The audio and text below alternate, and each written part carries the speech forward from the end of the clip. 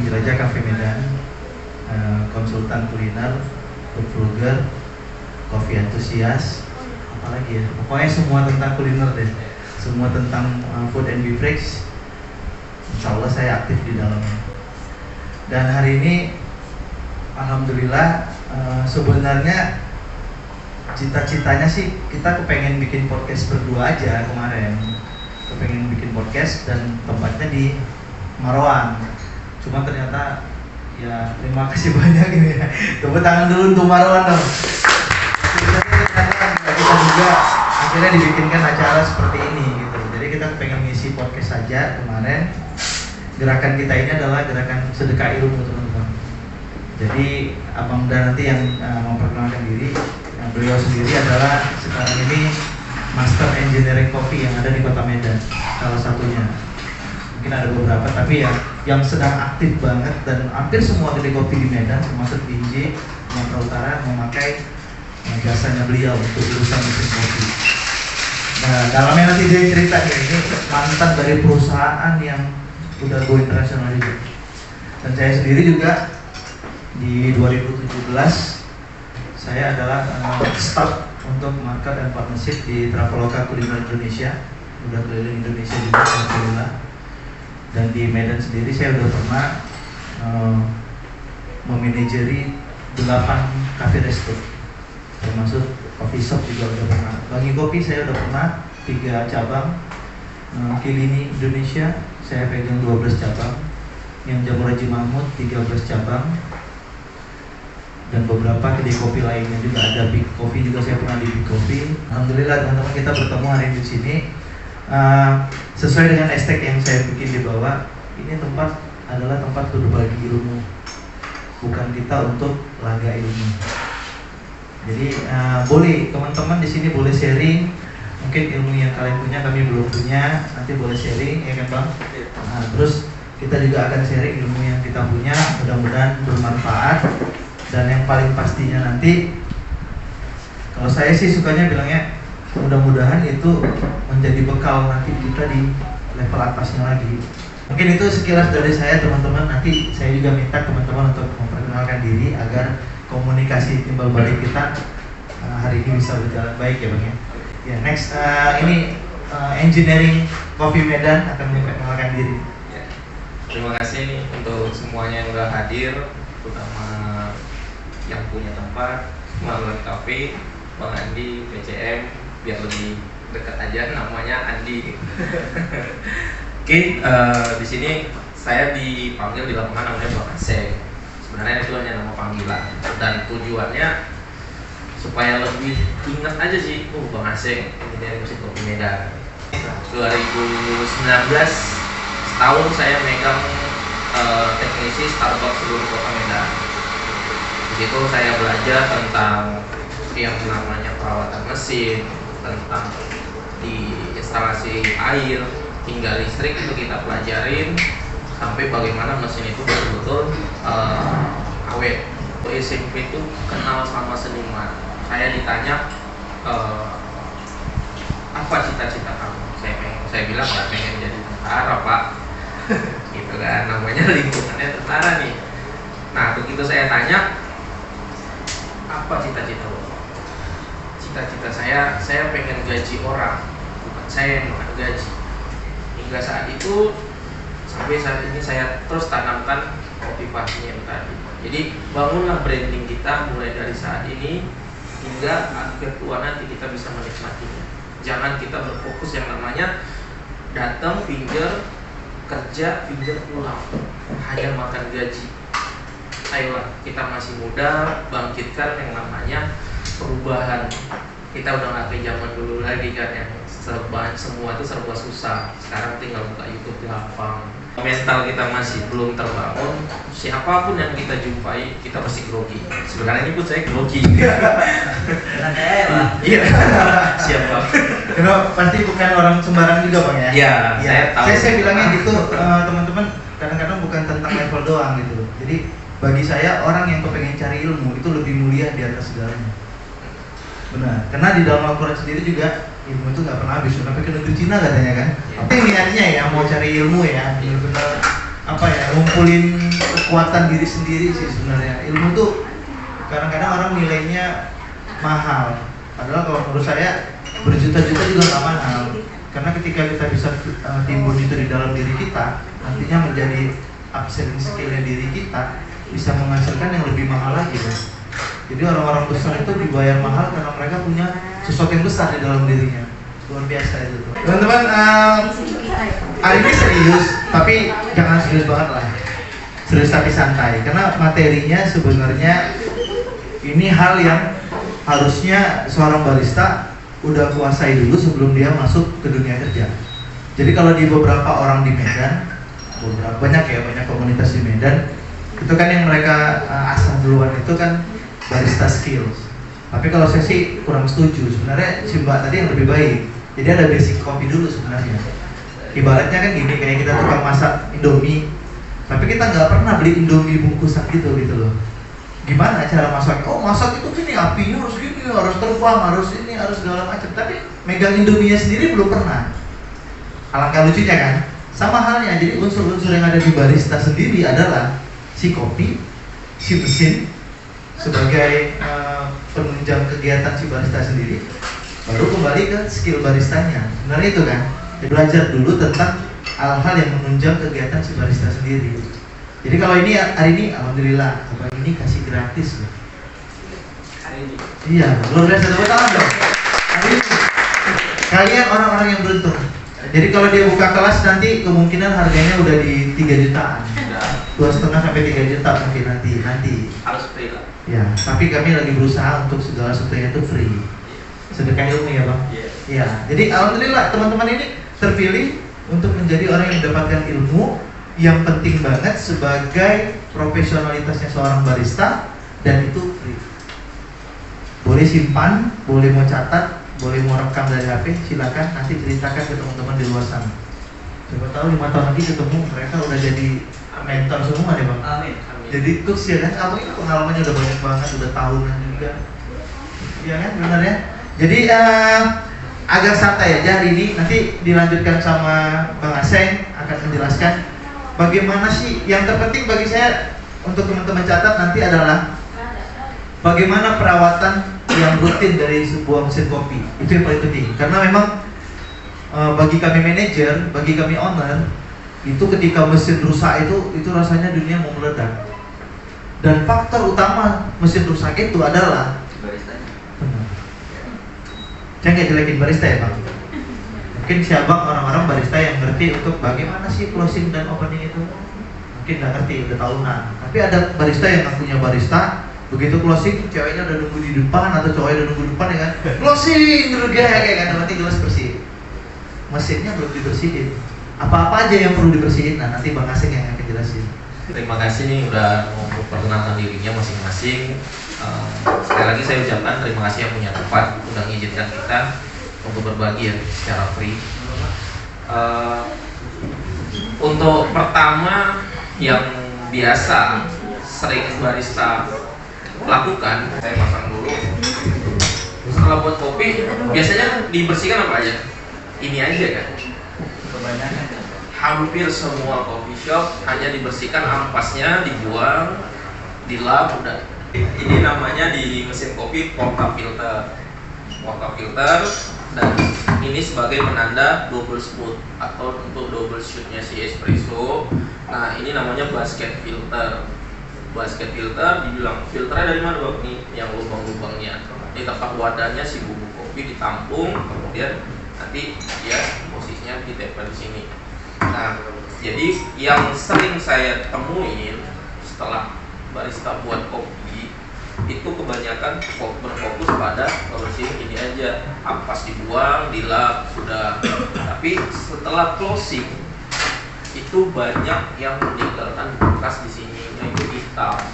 Hitam itu dari mana? Kan dari awal beli mesin ini nggak hitam, ini bersih, kilat. Benar kan? Jadi hitamnya itu dari sisa ekstraksi espresso yang kita biarkan mengendap tanpa kita bilas setelah kita buat kopi. Efeknya di mana? Efeknya di espresso yang next kita buat lagi, itu dia turun pertama dari air yang panas tadi. Tapi Bang, apakah efeknya ada pengaruh besar nggak ke rasa kopi? Nggak terlalu. Tapi bagaimana dalam dunia kopi atau dunia F&B, food and beverage, menjaga konsistensi itu sangat sulit. Itu sangat sulit sekali. Jadi kita perhatikan dulu nih equipment mesin kita. Equipmentnya itu tadi otak filter, kemudian kebersihan dari group head. Jadi begitu selesai, sebelum sama sesudah itu wajib kita flush. Flush itu mesin, kita tekan tombol untuk di flush, ya kan? Nanti kalau bagi yang kakak-kakak penasaran belum pernah megang mesin kopi, bisa langsung ngetes flush itu seperti apa sih. Itu bisa nengok dari sini aja biar si abang baristanya yang megang. Jadi kebersihannya itu sih yang paling utama. Kemudian setelah closing itu banyak yang nggak di backflush itu. Ini ada jelas perbedaannya. Di sini tuh portafilter yang nggak pernah dibersihkan atau dibilas setelah buat kopi. Jadi dampaknya tuh di sini itu hitam. Nah, di sini tuh kan tempat jalurnya si espresso keluar. Kita pelanggan, kita pasti gak bakalan tahu kebersihan mesinnya itu seperti apa. Tapi bagaimana ketika kita punya usaha, kita menjaga pengen kopi kita tetap enak, tetap banyak penikmatnya. Jadi inilah dulu yang harus kita perhatikan.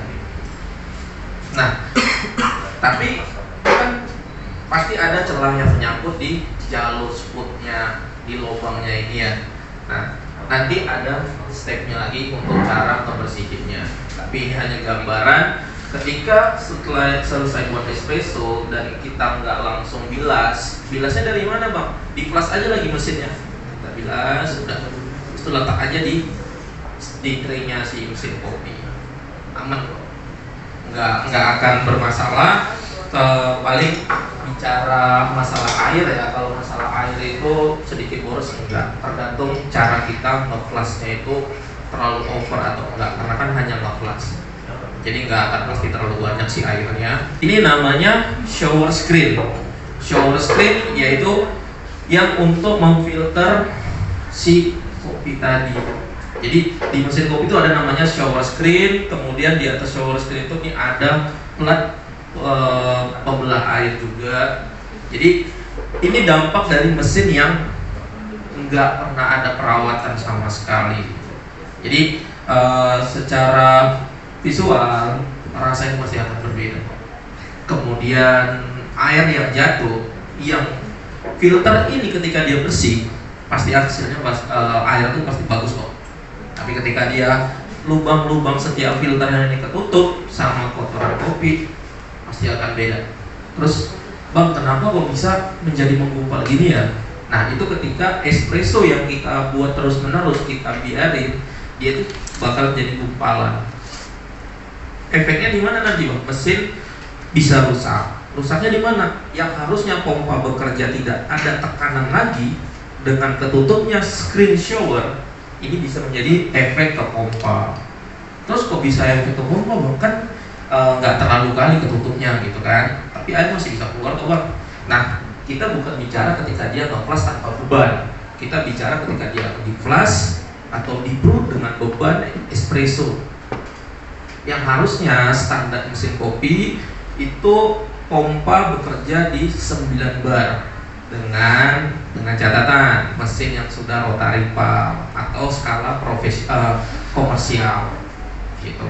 Jadi itu nanti udah menyangkut di teknikal mesinnya. Jadi nanti si pompanya itu yang bakalan rusak. Ya, dia bekerjanya seharusnya nggak gitu maksimal. Jadi ketutup lubang dengan kotoran tadi itu, jadi kerjanya lebih capek ya bagi saya gitu. Ini namanya tahap backflush. Nah, backflush ini karena tipe setiap mesin beda-beda ya. Jangan asumsinya, bang kok di video kemarin mesinnya sama yang saya pegang sekarang kok nggak sama ya keluaran airnya tuh dari sini gitu. Jadi backflush itu tujuannya untuk membersihkan yang di shower screen tadi, yang foto slide kedua. Tapi apakah dia pakai basket filter? Enggak, dia pakai blind basket yang tidak ada filternya. Jadi nah, ini kita proses backflush ini mesinnya masih di manual, jadi waktunya itu dari kita start atau kita mulai backflush itu maksimal 10 detik, minimal 5 detik. Jadi cleanernya itu dia sudah ada standarnya dari untuk khusus mesin kopi yang sudah NSF atau food grade. Kalau ini standar punya saya yang sering saya pakai dan ada kualitasnya. Iya, Pak. Saya pakai dari yang harga termurah, servis, saya pakai lagi yang harga sedikit mahal sama ini yang paling mahal. Tapi mesin customer yang saya servis itu bersih. Kita servis berani harga, berani ngasih hasil. Jangan kita harganya sekian tapi hasilnya nggak ada, cuman bawa peralatan tapi nggak memberikan cleaner atau pembersihan sama sekali ya. Standarnya itu dari orang Itali, menyediakan sudah ada masing-masing khusus obatnya. Nah itu obatnya bubuk dan itu dilakukan setiap closing dan ada beberapa saya temuin, bang kami backflush kok setiap closing pakai cleaner nggak? Enggak bang, cuman menggunakan Porta Blend Basket aja. Sekarang saya tanya, nyuci baju nggak pakai rinso bersih nggak? Enggak kan? Ya udah. Jadi nyuci group head, screen shower kita nggak pakai cleaner, bagus nggak usah kita cuci. Udah kita tinggal tutup mesin ulang. Gitu. Itu yang banyak saya sayangkan. Ada cleaner disediakan sama owner untuk kita pakai, tapi tidak dipakai. Karena apa? Informasi yang selama ini, bang aku diajarin sama seniorku nggak kayak gini bang kemarin. Ini saya lurusin semuanya dengan nanti kita naik di media biar semua orang bisa lihat. Dan pemakaiannya gimana bang? Untuk obatnya itu hanya 1/4 sendok teh atau sekitar 3 gram. Di bawah dari 3 gram boleh nggak? Boleh. Nah, untuk timernya dari kita tekan, kalau mesinnya masih manual, belum volumetric. Volumetric nandakan mesinnya itu dari mana? Yang banyak tombolnya. Itu mesin yang sudah auto, semi auto. Tapi kalau dia masih manual, dia pakai 1 tombol aja. Tuas. Ya? Tuas bisa, saklar switch bisa, itu masih manual. Itu dari 1 sampai 10 detik. Jangan kita biarin sampai 30 detik. Jangan, mesinnya rusak. Jadi bekerjalah, anggap itu mesin kita. Kita yang punya, walaupun kita bekerja. Tapi ketika jantungnya rusak, mesinnya rusak, kakak mau ngapain, abang-abang mau ngapain? Kami kan nggak jual kopi bang, tapi pekerjaan kami kan jadi nggak banyak. Coba pikirkan. Lama-lama mesin kayak itu belum tentu coffee shopnya yang mesinnya rusak itu bisa buka lagi. Jadi setiap closing di backflush. Nah waktu yang seperti abang bilang tadi bang, tapi kan itu portanya waktu saya jumpain nggak bersih ya, kita pakai sunlight. Ini kita jawab, ini saya jawab, tapi dengan catatan ya bang, itu abang sudah nge-backflush dulu mesinnya pakai cleaner. Pakai cleaner ini tadi sebelum porta ini kita rendam. Jadi porta ini kita rendam. Untuk ngasihnya ini juga dikit aja, nggak usah terlalu banyak, karena kan hanya supaya si portanya itu kita rendam ya. Di filter ini kita langsung rendam aja. Di sini kita rendam. Nah untuk ini kan setiap closing kita rendam juga. Jadi air panas. Kemudian untuk kita rendam kembali, tapi ada batasnya. Enggak 1 porta ini kita rendam. Batasnya itu cuma sampai batas besi. Cuma sampai batas besi aja. Jadi kita rendam sebatas besi. Udah. Nanti lebih enak ketika siapa ngomongnya waktu di tempat kerja ya. Jadi ngerendamnya itu jangan sampai full. Hanya batas bersih porta filter. Ketika opening ini tuh udah bersih sendiri kok nanti. Jadi closing dibersihin bang, dibersihin. Waktu opening, rendam aja sampai kita opening coffee shop, tinggal angkat, bilas, udah bersih kok. Nah, tapi bang kita kan harus apakah itu memang udah steril belum? Kalau mau di steril udah di flush aja di group head, karena kuman-kuman itu bakalan mati kok kena air panas. Itu jadi ketika kita udah rendam ini selama 1 malam pakai cleaner, kalau misalnya masih ada ketinggalan jejak hitam, tinggal digosok aja pakai air cleaner ini tadi, nggak usah dicampur pakai sunlight lagi ataupun cairan pembersih lain. Kita tinggal gosok, udah aman kok. Nah, untuk jawab pertanyaan abang yang tadi, apakah basket filternya ya? Basket filternya itu nanti bakalan ada efeknya kok, sering dilepas, tapi nggak panjang. Yang efeknya itu di mana? Di sini tuh ada spiral kawat.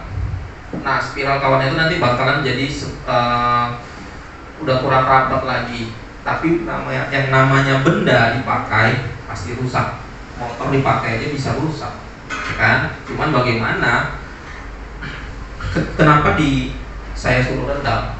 Itu untuk membersihkan jalur yang di sputnya. Di dalamnya sini kan kita nggak bisa ngejangkau lagi nih posisi kotoran bekas espresso selama kita operasional. Nah, nanti dia bakalan di sini tuh terendamnya, dibersihkan sendiri sama si cleaner gitu. Jadi udah terjawab tadi ya bang ya. Biar si abang-abangnya nanti ketika waktu closing di tempat kerja lakuin seperti ini, dan itu ada dampaknya yang bagus sama si owner, kita pasti dinilai karyawannya bagus kok. Tidak, bukan cuma sekedar bekerja aja gitu. Jadi yang ini tadi udah. Nah, ketika operasional ini namanya temper. Temper itu adalah untuk mentemping atau memadatkan kopi ketika kita mau buat kopi.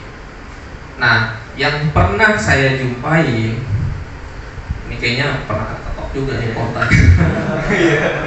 Soalnya saya matiin. Oke. Bekerjalah secara profesional. Portafilter jangan pernah diketok pakai temper. Kebanyakan orang ini nge-try tek tangan ini kayak kotor kali bagiannya tuh kopi kayaknya kan. Jadi main ketok. Jadi kalau bisa diusahakan jangan pernah main ketok. Jadi ketika kopi itu sudah, katanya basket filter ya, di dalam. Ketika kopi sudah ketampung di dalam basket filter, itu caranya gini. Baru pakai tangan diputar. Atau pakai alat bang ya. Sekarang distributor juga udah ada ya. Udah ada sekarang. Udah ada. Cuman kalau mau lebih rata lagi, kalau pakai distributor biasa bisa juga. Nah, kemudian nanti malam jangan lupa diisiin sama kalian. Kak beli alatnya nggak? Siap. Jadi jangan setelah kita temper kita ketok lagi karena masih ada yang nempel-nempel di sini, jangan. Karena apa? Portafilter itu dengan diameter 58 mili, temper 58 mili, tapi dia masih punya ruang kanan kirinya. Jadi pasti ada kopi yang kita temper itu bakalan menempel di dinding-dindingnya. Terus mau meminimalisirnya bagaimana? Beli temper yang 58,5 mili. Tapi itu bukan ranahnya di abang, kan? Ini hanya meminimalisir ketika jadi barista, jangan pernah mengetok. Dampaknya apa? Ketika mesin mau dijual, si pembeli turun ya. Harganya tuh turun. Dia ngomong, wah, ini aja saya lihat udah ada bercak-bercak. Kayak HP bekas gitu bang. Iya, kayak bekas tokan. Nah itu jangan ya. Itu yang tadi saya ingatin, kalau bisa dijaga mesin kita, anggaplah itu mesin kita pribadi. Karena apa? Harapannya kan nggak mungkin kita selama jadi karyawan gitu. Jadi ketika nanti kita sudah menerapkan hal seperti ini untuk diri kita dan kita punya rezeki, kita buka dulu kecil-kecilan, kita terapkan sama anggota kita pelan-pelan. Nah nanti bakalan semua orang bakal ngelakuin hal yang sama. Karena kemarin waktu saya di tebing itu seniornya itu kurang ajarnya itu gitu, gini. Dia pakai cleaner setiap closing mau di back. Saya tanya di back plus? Iya di back plus. Itu nggak dikasih tahu bahwasannya pakai filter, pakai yang blind. Jadi caranya gimana bang? Cleanernya kita taruh di sini, habis itu di brew. Terus saya bilang, kan keluar Pak. Iya, akhirnya kita tampung, baru kita rendam. Mending nggak usah. Nah, itulah banyak orang yang masih memberikan informasi yang salah. Ada step by stepnya dan caranya itu ada. Dan beberapa juga ada yang pernah infoin ke saya, Bang, kami waktu beli mesin itu nggak boleh di backlash closing, nanti mesinnya rusak. Dengan catatan, diajarin nggak timingnya berapa lama? Kami cuma diajarin backlash aja Bang, nggak diajarin waktunya berapa lama, nggak ada. Karena setengah jam ya rusak mesinnya, memang rusak mesinnya. Rusaknya rusak. di mana? Di pompanya. Karena apa? Ketika kita ngebrew kopi pakai basket filter, air masih bisa keluar karena dari lubang-lubangnya. Tapi ketika kita backflash, tidak ada lubangnya, air yang kita flash itu larinya kemana? Dengan tekanan 9 bar. Yang rusak siapa? Pompanya. Di balik sebelum pompanya rusak pasti ada safety-nya, ada yang namanya safety pump. Safety pump itu pasti bekerja. Tapi jika kita terus-menerus seperti itu, ya mesinnya juga rusak. Dan ketika rusak, saya selalu pernah dapat pertanyaan waktu servis, repair, Bang mesin kami rusak ini. Saya cek rusaknya apa. Terus si owner nanya, Bang rusaknya kenapa Bang? Karena barista kami? Enggak. Tergantung dari apa yang rusak. Dan saya juga melihat kok, kasihan kalau barista disalahin. Tapi nggak semua itu saya bela barista ya. Ketika misalnya nge-backlash dan itu nggak ada standarnya, safety pumpnya jebol, saya tahu baristanya yang rusak. Saya langsung bilang baristanya yang rusak. Tapi kalau rusaknya yang lain, saya bilang ya namanya mesin dipakai wajar loh rusak. Mobil, motor pasti minta servis kan. Mesin gitu juga gitu. Jadi saya selalu mengevaluasi, tidak langsung memberikan jawaban, oh ini baristanya yang bermasalah. Padahal baristanya kerjanya sudah sesuai SOP, dia menjaga. Jadi jangan kita ya. Ketika dampaknya ada yang ngajarin kemarin, oh dari si perusahaan komoditor mesin kopi memberikan informasi setiap seminggu sekali aja, 2 minggu sekali aja. Nah, udah dikasih seminggu sekali, ngasihnya 1 sendok makan cleanernya dengan catatan 20 gelas ngebrew baru pakai cleaner. Tapi kalau masih di bawah 20, 2 hari sekali. Ini dengan ya tadi yang saya bilang ada harga, ada kualitas, dan dia memberikan informasi yang cukup jelas. Di sini tuh ada loh keterangannya. Di setiap cleaner yang saya beli ini itu ada keterangannya. Nah, setiap closing dan kita backflash di sini tuh dikasih keterangan buat kopi, habis itu dibuang. Tujuannya untuk apa Bang dibuang? Untuk mensterilkan agar group head itu tidak ada tertinggal yang namanya sisa-sisa cleaner ataupun aroma. Jadi jangan nanti ketika kita sajikan untuk customer kita, Bang kok kayak bau obat ya kopinya. Pasti kita bertanya kan, mana mungkin, kayaknya Bang ini punya niat yang nggak baik nih gitu. Jadinya itu bagaimana meminimalisirnya? Itu dibuang, kita buat kopi dibuang, tapi jangan di pada malam harinya. Kok gitu Bang? Pasti kan bertanya. Kalau kita ngebilas atau mensterilkan group head pakai di kopi yang malam ini waktu kita produksi, itu kopi bagus yang kita buang. Tapi ketika kita opening di dalam grinder, itu masih ada ruang di dalam mata pisau kopi yang sudah tergiling, bukan kopi biji ya, sisa kopi bubuk yang sudah tergiling itu mengendap 1 malam. Itulah namanya kopi basi. Kok dibilang kopi basi Bang? Coba tes buat waktu opening, lihat kremanya bagus tidak? Itulah kopi bubuk yang sudah terurai dan menginap 1 malam di grinder, itu yang namanya kopi basi. Itu kita lakukan untuk mensterilkan group head. Tapi Bang, pertanyaannya pasti, apakah harus pakai double spoon? Enggak. Tujuannya untuk apa? Mengirit kopi biar nggak terbuang terlalu banyak. Pakai aja yang single. Gitu, pakai yang single. Kalau mesinnya 2 grup berarti 2 kali.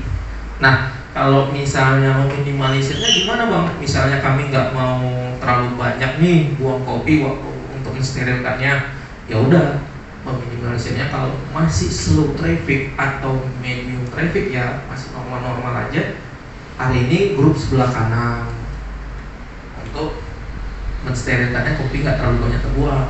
Besoknya pakai grup sebelah kiri yang kanan istirahat. Gitu, meminimalisirnya itu kalau mesinnya dua grup itu, kalau untuk kata-kata mungkin kurang paham ya, dua grup itu kayak dua kepala mesinnya. Ini mesinnya dua kepala, jadi dibilangnya namanya dua group head. Jadi kepala mesin kopi itu namanya group head. Itu meminimalisirnya seperti itu, dan mensterilkannya di pagi hari. Jangan di waktu closing kita sterilkan, nanti kita minum kopinya. Setelah ini udah bersih, ini udah kita rendam, yang namanya lanti atau tray mesin kopi itu jangan lupa dibersihkan. Bersihkan, lap kering semua. Setelah dilap kering, nah di mesin kopi itu kan ada yang namanya galon atau wadah tempat pembuangan air ya. Wadah tempat pembuangan air itu terkadang ada barista yang selesai nge-steam buang susunya di situ. Selesai buat kopi kadang atau espressonya gagal, buang espressonya di situ. Lakukanlah tempat pembuangannya itu kan pasti ada airnya, dibuanglah setiap closing.